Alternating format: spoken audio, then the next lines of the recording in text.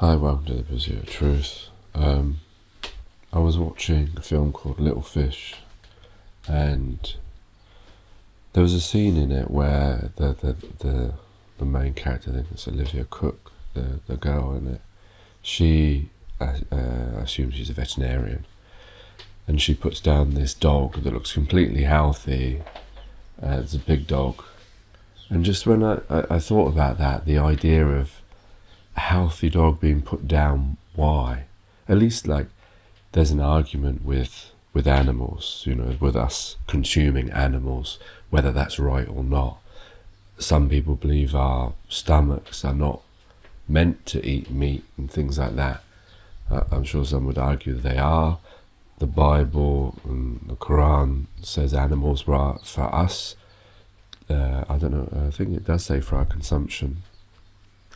So, but whether that's true or not, that's neither here nor there. But the fact of the matter is that, at least with eating animals, there is a benefit to it, that the deaths aren't in vain, as it were. But animals that are put down by the all these, what's it called, PDSA and whatever the other ones are. These are animals that are perfectly fine, but they don't have owners anymore. And the system, this is like what I always look at, these different things, these little things of the system where they're failing. And I'm sure a lot of people, if they were shown, real footage, PETA footage of animals being put down, maybe they would think about it. But I guess the problem is, because it's done very humanely, there's no screams, there's no cries, the animal just sleeps. So therefore maybe it's easy for us to see that, whereas other PETA videos where you see misuse of animals, it'll give you a reaction. And those people that eat meat, I've seen a few of these videos, and it makes you want to stop. You think how wrong it is to kill another thing just so that you can eat it. I mean, it's very caveman-esque, isn't it? And aren't we supposed to be more advanced from those things? But what I'm trying to get at is these different little things that we all accept, these little system failings in injustices, inequalities that happen around us all the time.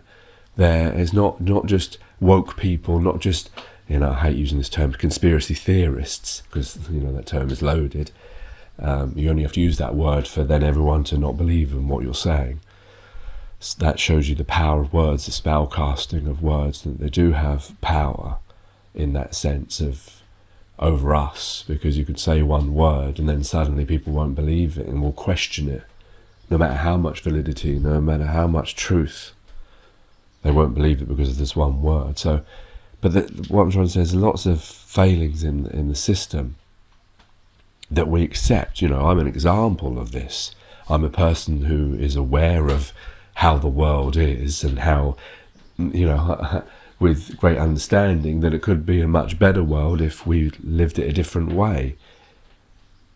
And yet I will still fall back to default, my schooling, my programming of just watching TV or eating, or and what was the other film I saw where there's a good illustration of this?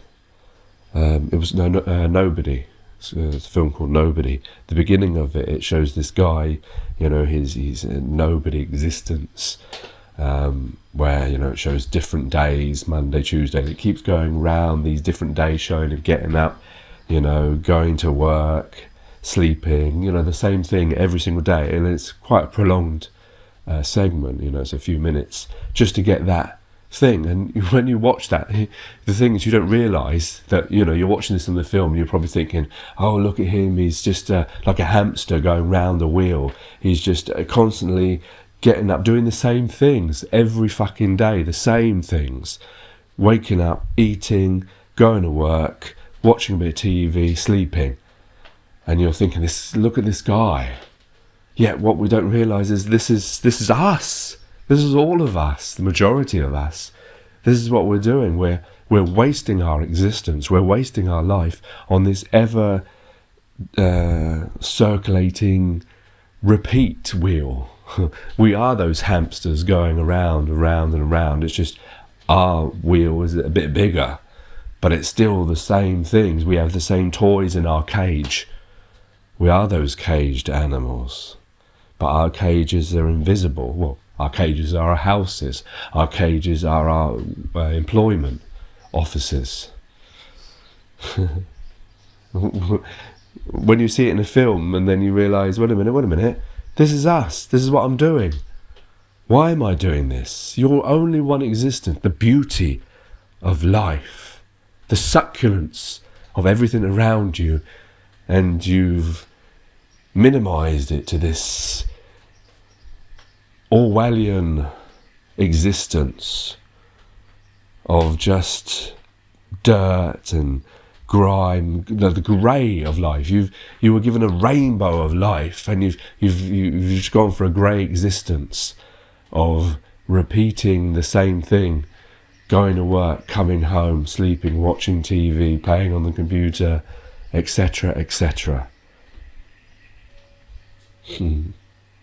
But that, to most people, is normal. That's a normal existence. That's what we're here for. Is it? Is that what we're here for? I mean, there may be no reason that we're here. We may just have been given this lucky chance of existence, and we've decided to waste it in minimising it to the worst kind of existence.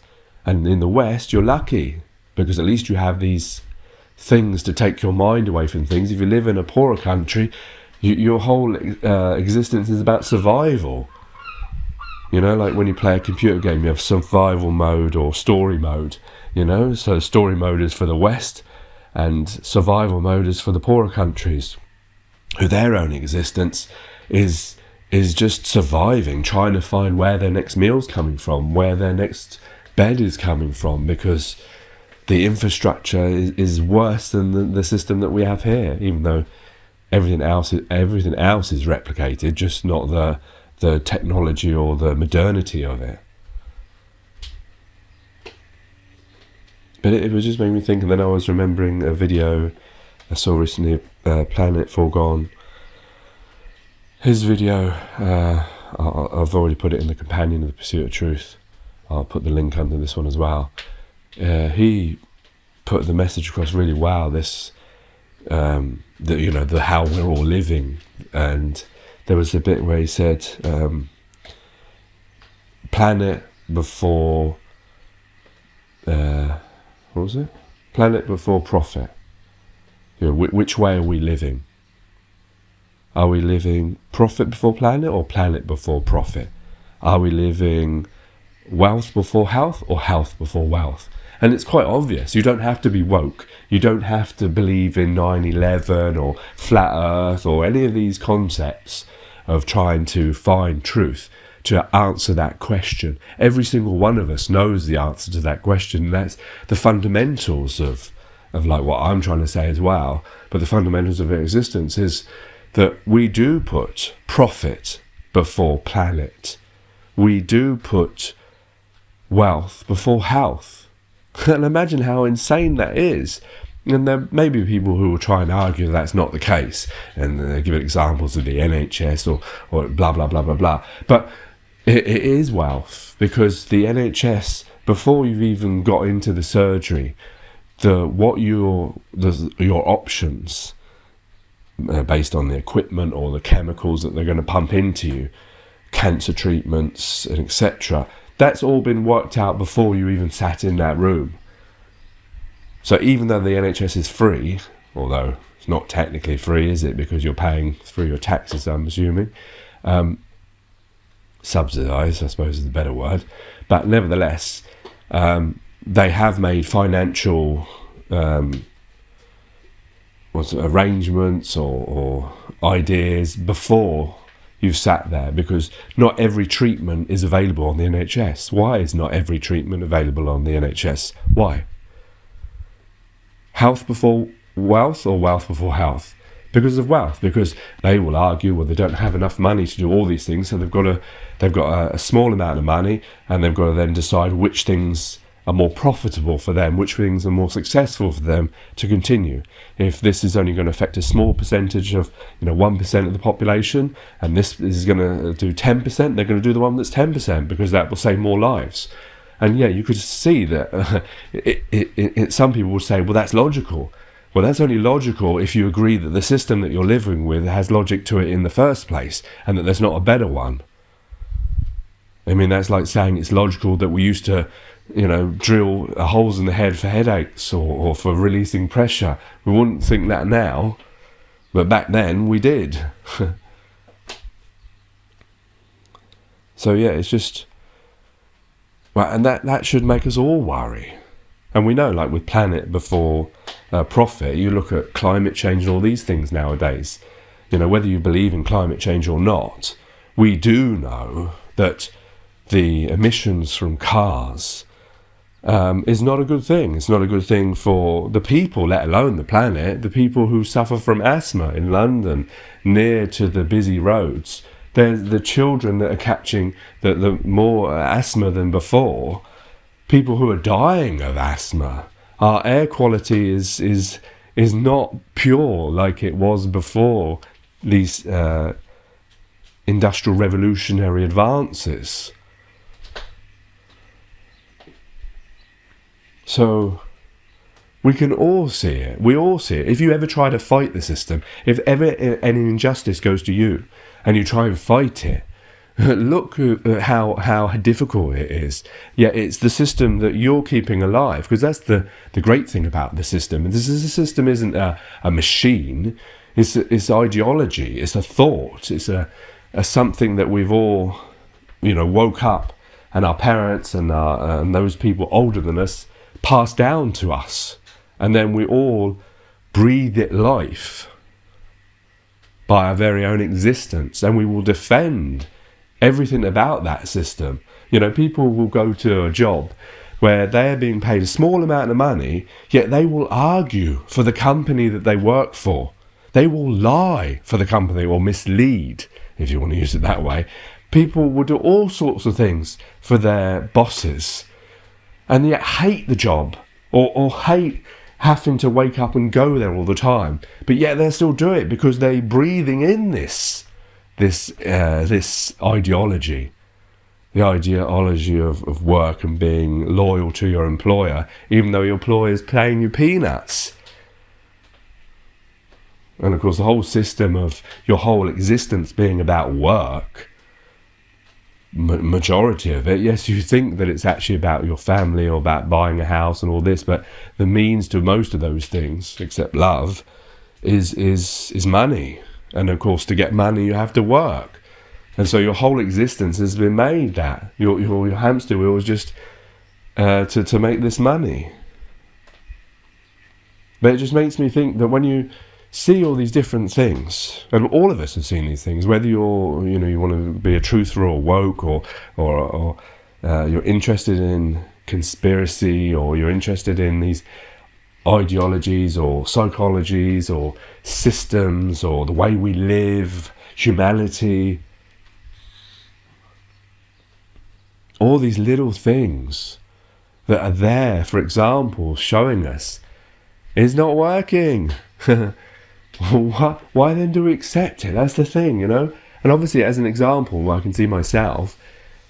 I know that there's a lot of things I don't like, but I know I've tried to fight things before, when I had this dentist thing, to try and get a dentist to see me because I was in pain. How difficult it was to navigate through this system. And you can make complaints, but they take ages. And then most times, and I'll see what happens with this one, is when you complain, the system just backs the system. Even though they know you were in pain and you were mistreated and things weren't done properly and things could have been done better, it doesn't matter because your pain's gone now. And then, of course, you're not going to argue too much because if the pain's gone, you don't feel it anymore. But the fact is, the system will just back the system and say, well, I'm sorry about that, and carry on. We won't change anything. I mean, we see this with bigger things on the news, where, you know, scandals come out and still the same things are going on. The same people have their jobs and etc., etc. So that's the problem. When you try to fight the system, it's really difficult, you know, because the system is, well, the problem is the system is kept alive by each one of us, or the majority of us, and of course that makes it so strong. And the crazy thing is we're all keeping this system.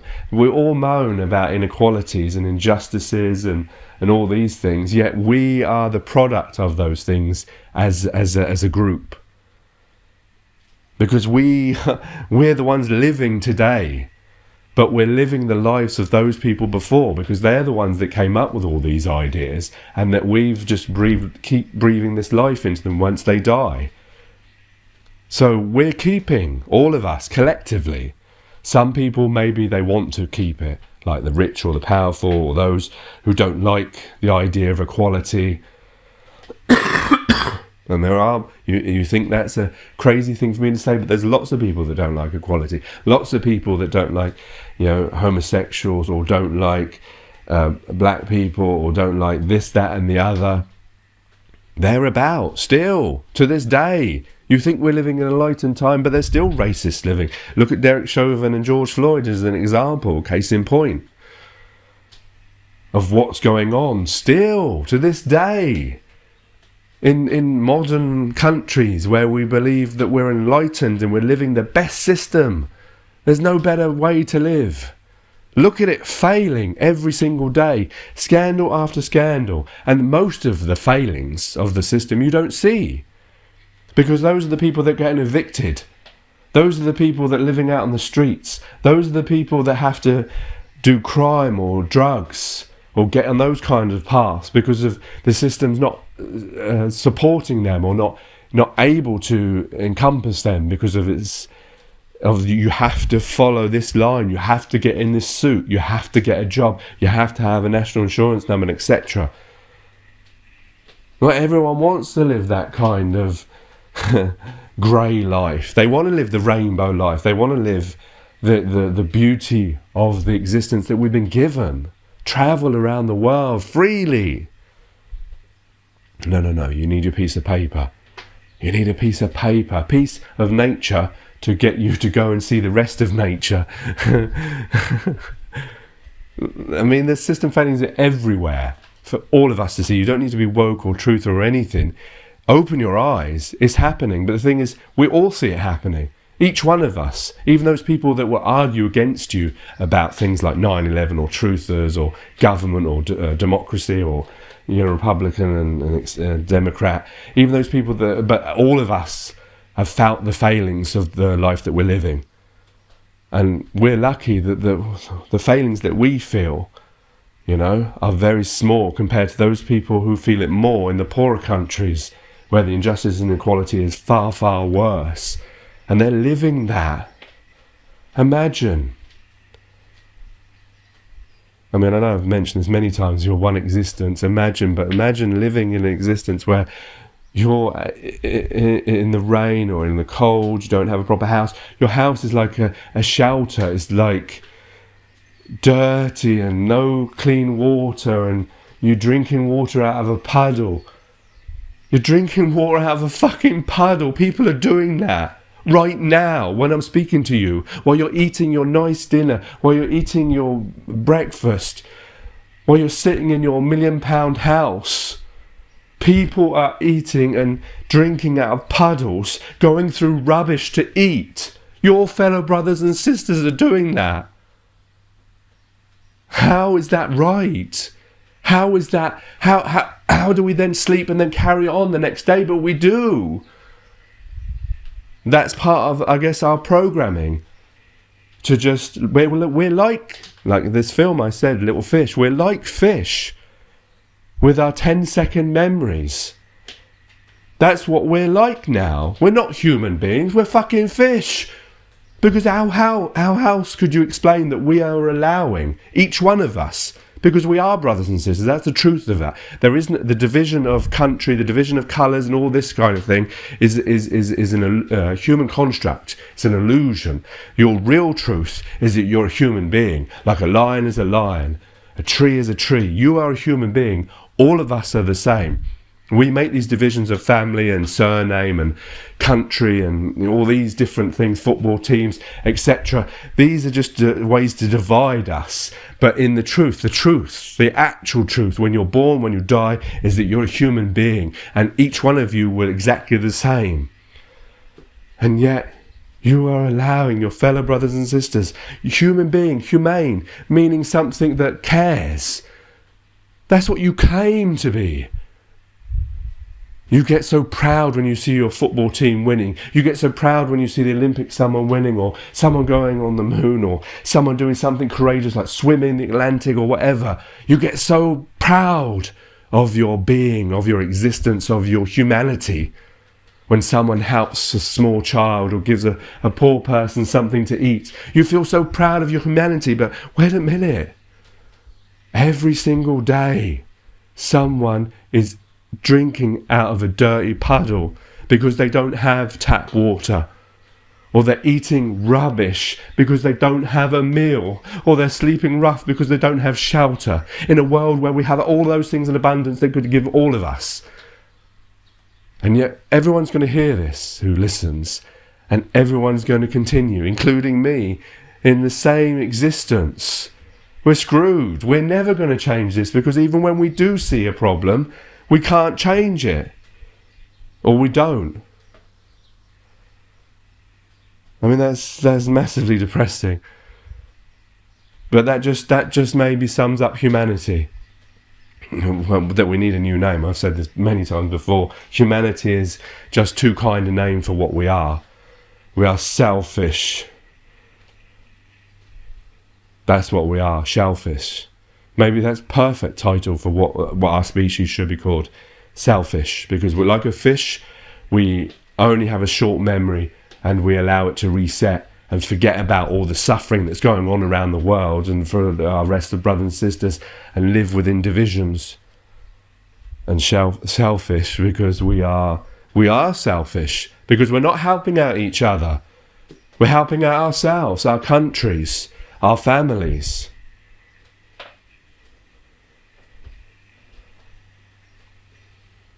Because that's the way we've been schooled, we've been programmed. If the neighbour down the road gets chucked out, we don't go and give them a place, do we? We don't help them not get chucked out. We say that's part of the system. He didn't pay his mortgage. He lost his job. He did drugs. He did alcohol. He wasted it all away. He's a fellow human being just like you, has feelings just like you, family just like you. He is you. He could have been you in a different time, based on circumstances and luck and all those rolls of dice that we all do. Yet we won't help because we're schooled in thinking, well, we just have to look after ourselves. That's how our system is run. We are selfish. Take care, take it easy. God bless and peace.